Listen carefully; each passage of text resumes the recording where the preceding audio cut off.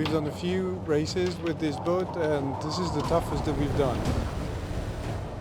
They got a classic here. This course is, I think, unmatched. The sky is never the same, the water is never the same. The scenery is just incredible. This makes you get goosebumps. That was very challenging. It was a tough race. It's high level, for sure. What began 5 years ago as a vision to create a new 600-mile offshore race in the Aegean Sea has now become a must-attend regatta for offshore sailing enthusiasts. The Aegean 600, organised by the Hellenic Offshore Racing Club and co-organised by the Olympic Marine, returned in 2024 to push sailors to their limits. Adding to this edition's prestige, Rolex was announced as the official timepiece of the Aegean 600, and an impressive record turnout of 69 teams from 24 nations opted in for the challenge. Both first-time participants and seasoned teams prepared to test themselves and their boats in this scenic yet challenging tour of the Aegean Sea. First time we're doing this event. We were looking for a good 600 nautical mile race for this summer, and heard a lot of good about this one, so thought let's give it a try. It's beautiful down here.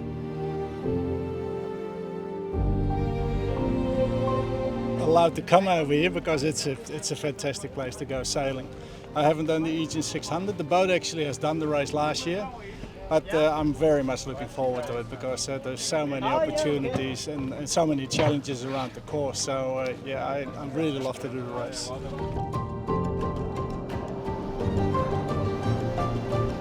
It's becoming known for its attractive features, and boats are coming more and more. I think that those who make the regatta will come back, and those who didn't come will come for the next one because it's really fantastic.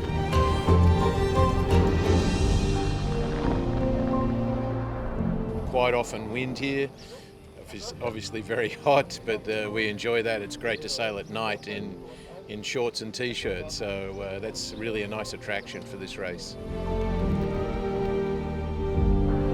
Greece has a rich history, and then as an Olympian, we heard a lot of this interesting history. So now we have the opportunity to sail along the coast and see those historical buildings and architecture. It will be another joy and another level of experience, like for us to do the Aegean 600 and at the same time have a look of those on the mountains and on the island. It will be super fun.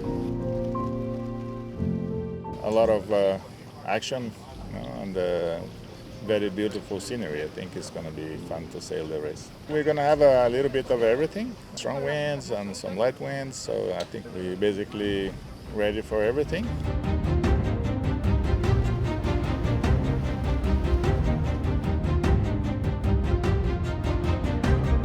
As a prelude for teams interested in giving their crew an opportunity to hone their skills at timing and boat handling, the Attica warm-up race featured a windward-leeward course set up just east of the main venue at Olympic Marine.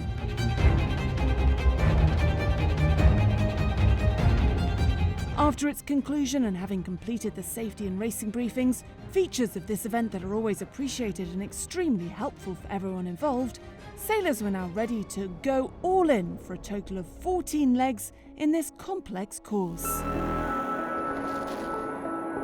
Starting this epic journey under the shadow of the Temple of Poseidon was truly a treat. We are ready to go, looking forward to leave. We know it's going to be tough, very tough. Amazing, it's amazing. It's so super nice looking up the temple with this breeze and the sun and the blue water. I mean, this makes you get goosebumps for sure. So it's one of the nicest places to start a race, I know. So that's for sure, it's a great thing. Not only the view, but it's the symbolism, right? Ancient Greek god of the sea, right? I cannot imagine a better way to start this regatta. The Aegean 600's growing prominence in the world of offshore racing draws increasing attention each year to those expected to shine. The match race for line honours featured 2 turbocharged Mod 70 trimarans, Argo, helmed by American Jason Carroll, and Zulu, led by France's Eric Maris. Both Argo and Zulu are accustomed to racing alongside each other and have been upgraded with foil packages that now allow them to fly. We are fighting together since many years now, in every seas, mostly the West Indies, but the Fastnet race and some other 600 races, in fact. And the format is quite nice. The 600 miles, like the Caribbean 600s, like the Fastnet 600. It's going to be a bit more a speed test, speed contest between 2 points like that, and the speed contest about maneuvering. It's a lot of fun, first and foremost. The two teams are just good friends. We've been campaigning the Mod 70s against one another for 2 years, and before that the GC32 for many years, probably close to 10. So we know each other well, we're friends, we respect one another, and that's I think that's important as competitors. And whoever wins and whoever loses, it's a good feeling amongst the two teams all the time. There was an intriguing race between former Volvo Ocean Race yachts, including the Volvo Open 65cc and Jens Dolmer's heavily turbocharged Volvo Open 70 L4 Trifork. However, all eyes were on local favourite George Prokopiou and his Volvo Open 70 Aeolus. You have to be all the time ahead of what's going to happen. You have to prepare a lot earlier for what is coming, if it's possible, and be alert if something happens during the race. This race is unique because every time you're at a different island, every time you have local weather, except from the forecast, all the islands are affecting the weather, so it's a unique place to race. One of the regatta's key highlights is transiting the first gate at the spectacular Caldera of Santorini, an iconic symbol of the natural beauty of sailing in the Aegean. From late afternoon, the fastest boats began approaching this first gate, with the remainder of the fleet following at night and into the early morning hours. This exemplifies the beauty that offshore sailing can reveal. I think also Santorini was very special, sailing around the pieces of the volcano in the middle of the night for us. We just arrived there after sunset. It's been a day with everything from 0 to 40 plus knots, so a bit full on, and now we're going through Kos, and it's going to be upwind here the next 5 hours, and we'll see where we go.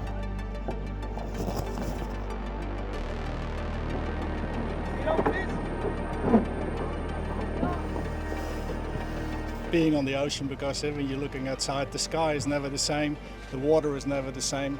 So just that feeling with being one with nature, I think that's really one of the appealing things about offshores.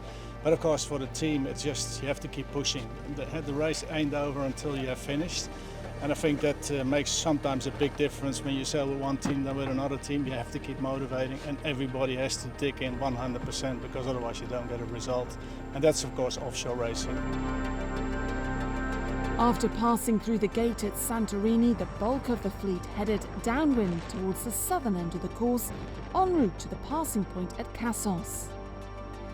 As the fleet approached closer to Kassos, the teams endured notoriously strong winds and high seas, and tragic news came from the racecourse. 2 crew members aboard Heaven had fallen overboard, with one tragically succumbing to severe injury sustained during the fall. At next year's race, there'll be a special commemorative award in Anna's memory. With the racing still underway, the Mod 70s, who'd match raced each other, traded the lead several times around the course, and even with a few slow areas in the racecourse, they still managed to keep going throughout and shattered the multi-hull course record by several hours. Eric Maris's Zulu crossed the finishing line at Cape Sounion to set a new multi-hull elapsed time record of 1 day, 13 hours, 18 minutes and 52 seconds, with Jason Carroll's Argo only a minute and a half astern.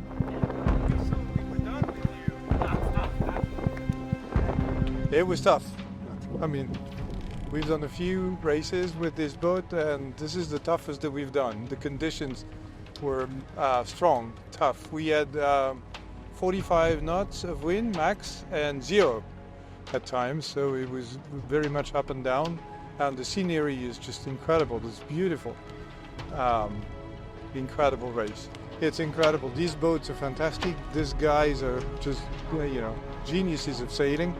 So we're very proud to be fighting with them. And this is the first time we beat them this season. This is our third race together, and they've beaten us the first 2 times. So we're happy. We love racing against Zulu. I can't wait for them to get to the docks so we congratulate them. We had a few lead changes with them, neck and neck several times. They nearly walked away with it by 10 or 15 miles at the end there, but then they had a dose of our medicine, which was getting parked up and with 0 wind for almost an hour at some point. And so we made it a pretty close race at the end, but I can't wait to congratulate Eric and his team for their victory.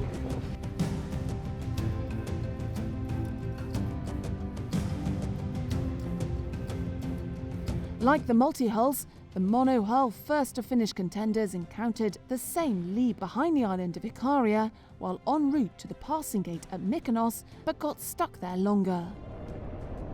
Brian Eckart's Juan K88 Lucky managed to just stay ahead of John Larson's Volvo 70 L4 as the two drifted through this lee and unfortunately consumed too much time before taking off again at high speed to make it to the finishing line at Cape Sounion before the 48-hour record elapsed time limit expired.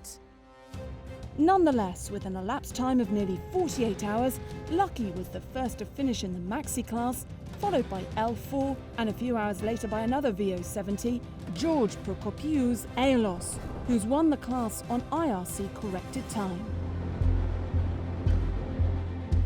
I'm relieved that we made it around the course, a treacherous course, really full of challenges at every turn, and the wind over these very tall islands is new to us. We've done the Caribbean 600 3 times, and this is a much more challenging race in terms of understanding the makeup between the wind and the water and the fantastic land masses that are so tall. First of all, it was a fantastic race. I never sailed it before. It had everything. It had full-on downwinds, reaching, everything from, we have seen everything from 0 wind to, what did we see, 45 knots. Changeable all the time, so amazing race. So that's the first thing. And then with a boat like this and a team I have with me here, it was a very fantastic race. It's testing, it's pushing the crew, it's pushing the boat, and everything. So from that aspect, we see that as well in the middle sea race. It can give you that. So there is quite similarity, yes.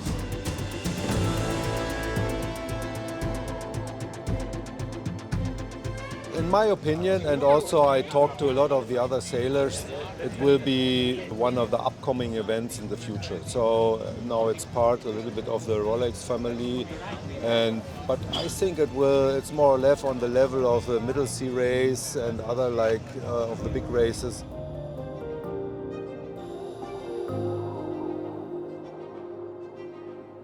In IRC scoring, first overall was Black Pearl.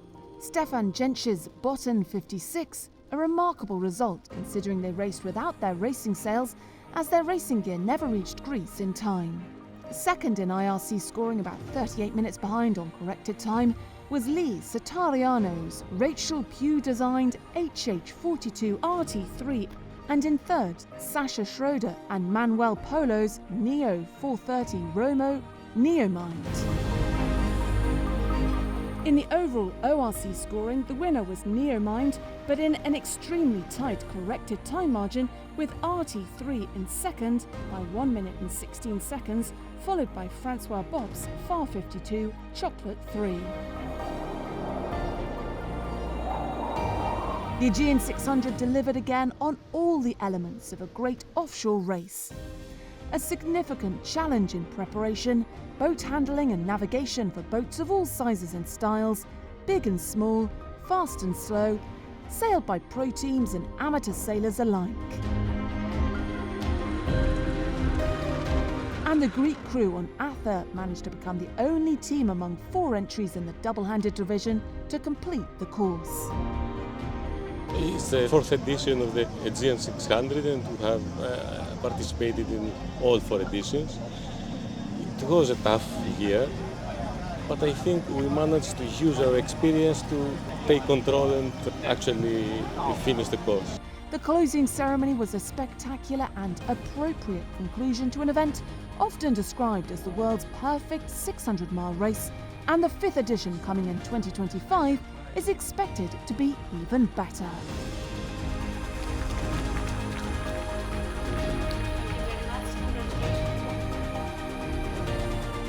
Η διαδρομή εξαιρετική σε όλα τα ωραία και σπουδαία μέρη και νησιά μας που κοσμούνε, 15 νησιά περάσαμε. Ήταν μεγάλη ομαδική προσπάθεια, σαν μια ψυχή, δεν το κάνει αυτό το αποτέλεσμα ένας, όλοι μαζί, και αυτό έβαλε την Ελλάδα στο χάρτη των πολύ μεγάλων διοργανώσεων. Φέτος είχαμε συμμετοχή από τα καλύτερα αγωνιστικά σκάφη του κόσμου. Ήρθαν εδώ οι περισσότεροι να απολαύσουν το Αιγαίο, αλλά κυρίως να μετάσχουν στον αγώνα, και μερικοί είχαν στόχο να σπάσουν και τα ρεκόρ του αγώνα τόσο στα multi-hull, δηλαδή τα πολύγαστρα, αλλά και στα μονοχάλ.